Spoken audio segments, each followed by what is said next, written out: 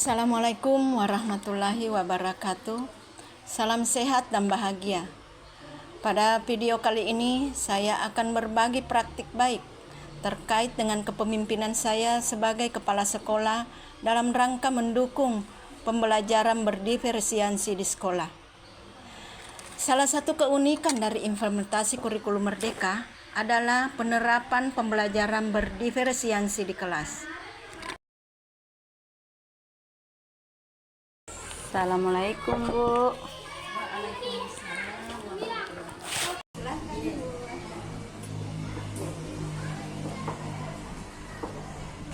Ada apa Bu Ahda kesini? Apa ada masalah di kelas Bu Ahda? Sebelumnya Bu, saya minta maaf mengganggu waktu Ibu. Cuman di kelas saya menemukan masalah Bu. Beberapa siswa saya tidak aktif dalam pembelajaran saya, bahkan ada yang bermain di belakang. Saya cuma ingin meminta bagaimana solusi saya supaya anak di kelas saya semuanya aktif Bu dalam pembelajaran saya. Bu Ahda belum menggunakan pembelajaran berdiferensiasi ya? Belum Bu. Ya, coba Bu Ahda gunakan pembelajaran berdiferensiasi. Siapa tahu dengan pembelajaran berdiferensiasi itu bisa membuat anak-anak Bu Ahda semangat kembali belajar. Iya Bu ya. Pembelajaran yang mengubah mindset guru dan hakikat dari proses pembelajaran itu sendiri. Dengan jurus label 5S, pembelajaran diferensiasi bermakna sekolah yes. Hal ini menggambarkan model keunikan saya sebagai kepala sekolah yang menerapkan pendekatan leadership, planning, pelaksanaan, penilaian, dan pengawasan. Dan saya sebut dengan istilah label dalam mengoptimalkan pembelajaran diferensiasi di sekolah.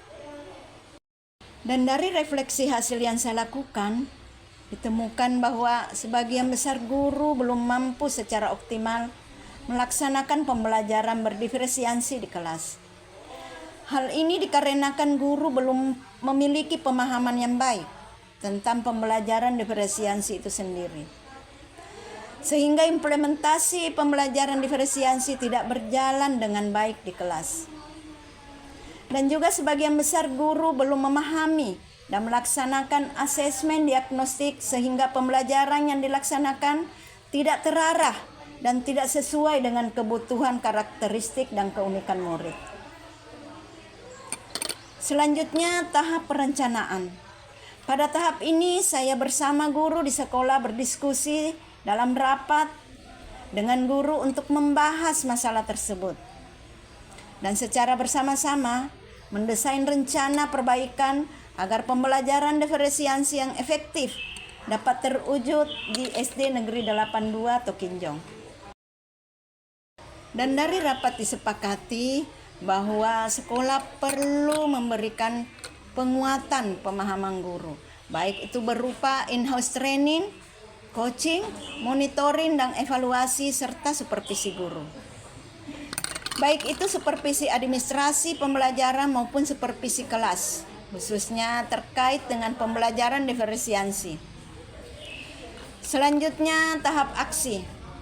Hal-hal yang dilakukan pada tahap aksi ini adalah sekolah melaksanakan kegiatan in-house training terkait implementasi kurikulum Merdeka, khususnya mengenai pembelajaran diferensiasi. Kegiatan ini diikuti oleh seluruh dewan guru dan narasumbernya diambil dari fasilitator guru penggerak, dan guru penggerak itu berasal dari sekolah sendiri. Kegiatan ini berlangsung 3 hari di aula SD Negeri 82 Tokinjong. Dalam kegiatan ini, guru mendapatkan penguatan pemahaman terkait asesmen diagnostik, model metode dan pembelajaran berdiferensiasi. Asesmen formatif dan sumatif, serta konsep dan hakikat dari pembelajaran diferensiasi itu sendiri. Kedua, kepala sekolah memberikan coaching sebagai tindak lanjut dari kegiatan IHT yang sudah diikuti dengan harapan semakin memperkuat pemahaman guru terkait pembelajaran diferensiasi. Dan yang ketiga, kepala sekolah memastikan melalui monitoring dan evaluasi dan supervisi akademik terkait dengan kesiapan guru dalam melaksanakan pembelajaran di kelas. Seperti kesiapan guru terkait asesmen diagnostik yang bertujuan untuk mengetahui apakah murid sudah memenuhi kompetensi pasar terkait pembelajaran yang akan dipelajari dan juga melihat model dan metode pembelajaran yang akan digunakan guru di kelas. Nah, disinilah guru harus mengenal gaya belajar murid dan memilih dengan tepat bahan belajar sesuai dengan gaya belajar mana murid yang belajarnya visual, auditori, dan kinestetik. Serta bagaimana guru memilih asesmen pembelajaran yang tepat, mulai dari yang sederhana sampai yang kompleks, disesuaikan dengan keunikan dan karakteristik murid. Ya, tentu harapannya dari pembelajaran ini murid mendapatkan pengetahuan yang bermakna dan pengalaman belajar yang menyenangkan. Selanjutnya tahap refleksi. Dari aksi nyata yang telah saya lakukan, saya diperoleh perubahan positif yang terjadi dalam pembelajaran di kelas. Antara lain, pertama, guru sudah mampu melakukan pembelajaran secara diferensiasi konten, di mana setiap murid dengan gaya belajar yang berbeda, mengamati sumber belajar yang berbeda pula, sesuai dengan gaya belajar auditori, visual, dan kinestetik. Untuk murid yang bergaya auditori, guru menyuruh murid untuk mendengarkan dan bahan ajar yang ada di auditori itu seperti ada yang ada di auditori lainnya. Untuk gaya belajar visual, guru menyuruh murid untuk menonton video pembelajaran yang ada di YouTube, dan murid dengan gaya yang kinestetik, guru menyiapkan LKS dan LKPD untuk dikerjakan dan didiskusikan di kelompok masing-masing. Yang kedua, guru mampu melakukan pembelajaran diferensiasi proses di mana setiap siswa dalam kelompok kolaborasi dengan kelompok masing-masing sesuai dengan kategori tingkat pemahaman yang mereka miliki. Selanjutnya, tahap umpan balik. Umpan balik di tahap ini dengan memanfaatkan Google Form. Saya meminta umpan balik kepada guru dan murid terkait pelaksanaan pembelajaran berdiferensiasi di kelas.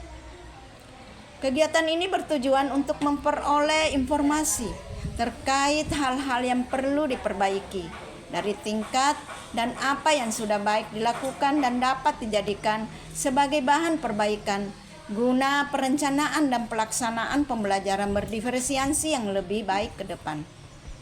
Dan saya optimis dengan pendekatan jurus label 5S, leadership, planning, implementation, evaluation, dan supervision.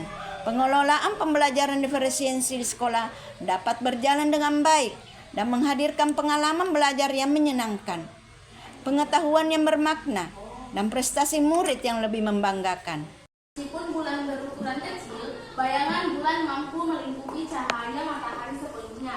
Karena bulan berjarak. Nah, pembelajaran berdiferensiasi inilah yang kita harapkan untuk bisa digunakan oleh guru-guru yang ada di SD Negeri 82 Tokinjo. Saya sebagai kepala sekolah, pemimpin pembelajaran sangat mengharapkan dan supaya anak-anak merasakan semua, karena ada 3 yang harus dibutuhkan di situ, kinestetik, auditori, dan visual.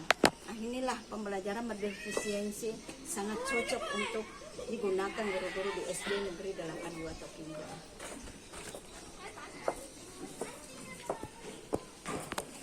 Demikian praktik baik ini, semoga bisa menginspirasi dan bermanfaat bagi kemajuan pendidikan kita. Assalamualaikum warahmatullahi wabarakatuh.